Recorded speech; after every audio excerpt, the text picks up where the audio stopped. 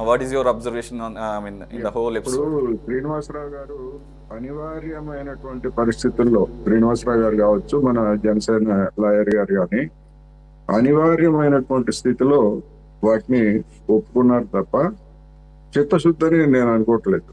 ఎందుకు అంటే నిజంగా అంత సీరియస్నెస్ ఉంటే వాళ్ళ మీద మోపినటువంటి అభియోగాలు తొలగేంత వరకు వాళ్ళని ఆయా పార్టీల నుంచి సస్పెండ్ చేసి ఉండొచ్చు.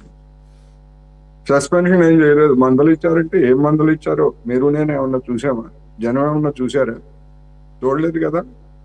మందులు ఇచ్చారంటే ఏం మందులు ఇచ్చారు అనేటువంటి ప్రశ్న వస్తుంది.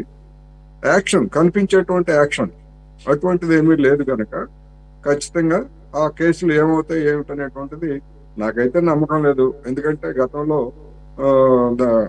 చింతమనేని ప్రభాకర్ గారి మీద పెట్టినటువంటి కేసులు అవి ఏమైనాయో ఏమిటో అనేటువంటి అందరికీ తెలుసు.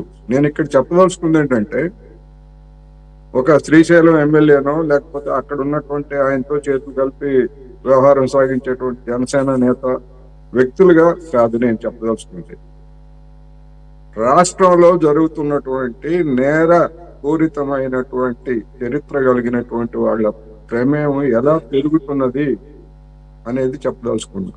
కబుర్లు ఎన్నైనా చెప్పొచ్చు, సుభాషితాలు ఎన్నైనా చెప్పొచ్చు, సనాతన కబుర్లో లేకపోతే పురాతన కబుర్లు ఎన్నైనా చెప్పొచ్చు.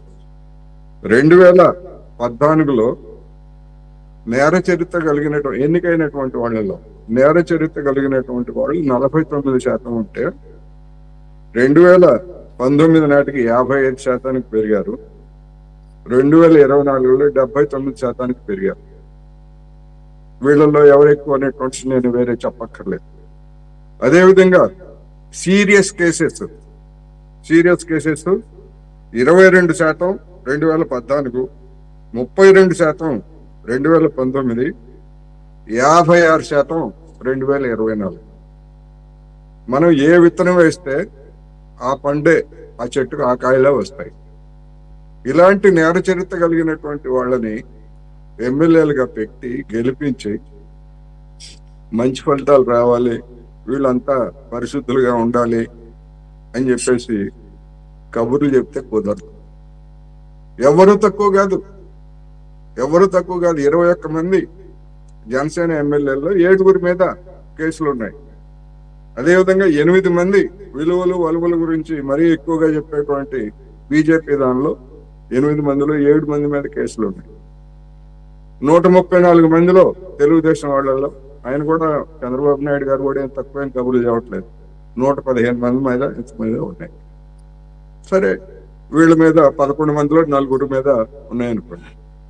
మరి ఇటువంటి వాళ్ళను పెట్టుకొని చంద్రబాబు నాయుడు గారు ముఖ్యమంత్రిగా గతంలో కూడా ఒక జర్నలిస్ట్ గా సచివాలయంలో తెలుగుదేశం పార్టీ బీట్ని ఇవన్నీ కూడా నేను కవర్ చేసినటువంటి అనుభవంతో చెప్తున్నాను. ఇలాంటి హెచ్చరికలు ఇలాంటివన్నీ కూడా ఊరికే ఉడతూపులు లాంటివే. ఎవరైనా తగ్గారా? ఎవ్వరూ తగ్గలేదు. తగ్గుంటే జన్మభూమి పేరుతోటి మరొక పేరుతోటి 2014 నుంచి 2019 వరకు ఎమ్మెల్యేలు, ఎంపీలు, ప్రజాప్రతినిధులు చేసినటువంటి నిర్వాకాల కారణంగానే కదా 2019లో ఘోరమైనటువంటి పరాజయాన్ని చవిచూసింది. అదే పునరావృతమైంది వైసీపీకి 2024లో. మరి ఇప్పుడు ఇంతమంది నేర చరిత్ర కలిగినటువంటి వాళ్ళని పెట్టుకొని వీళ్ళ నుంచి మంచి ఫలితాలు జనం పట్ల లేకపోతే అధికారుల పట్ల లేకపోతే ఇంకోళ్ళ పట్ల సామరస్యంగా ఉంటారు అని అనుకుంటే ఎవరి చెవుల్లో పూలు పెడదామని చెప్పేసి చెప్తున్నారు ఈ మాటలు. వీళ్ళ మీద ఉన్నటువంటి కేసులు, సాక్షులను బెదిరిస్తారు, డబ్బులు ప్రతి వాళ్ళకి 2000 గతంలో ఇప్పుడు ఎన్నికైనటువంటి వాళ్ళు ఆస్తులు ఇవన్నీ చూసినప్పుడు పరిశుద్ధ రాజకీయాల గురించి కబుర్లు చెప్పడం తప్ప ఆచరణలో ఇటువంటి జరిగేది కాదు. రెండోది, వచ్చే ఎన్నికల్లో మళ్ళా రాజెవరో రెడ్డెవరో అన్నట్టుగా ఇప్పటి నుంచే ఎన్నికైన మరుసటి రోజు నుంచే అనేక మంది వసూళ్లు ప్రారంభించారు, అక్రమాలు అనేకమైనటువంటి ప్రారంభించారనేటువంటివి రోజు వినిపిస్తున్నటువంటి వార్తలు. మరి ఎట్లా ఉంటారు? కోట్లు, 100 కోట్లు, 50 కోట్లు, 60 కోట్లు, 100 కోట్లు ఖర్చు పెట్టి ఎన్నికైనటువంటి ఎమ్మెల్యేలు మరి వాటన్నింటినీ రాబట్టుకోవడానికి ఏం చేయాలా? ఏదో ఒక అక్రమాలకు పాల్పడాలి, లేకపోతే బెదిరించాలా, లేకపోతే ఇంకోటి చేయాలి, సారా వ్యాపారం చేయాలి, ఇంకోటి చేయాలి. మరి ఇటువంటి వాళ్ళని పెట్టుకొని రాష్ట్రాన్ని దేశాన్ని ఉద్ధరిస్తాము, పరిశుద్ధమైనటువంటి రాజకీయాలకి తెరలేపుతామని చెప్పేసి ఏ పార్టీ వాళ్ళు చెప్పినా ఎట్లా నమ్మాలి అనేదే నా ప్రశ్న.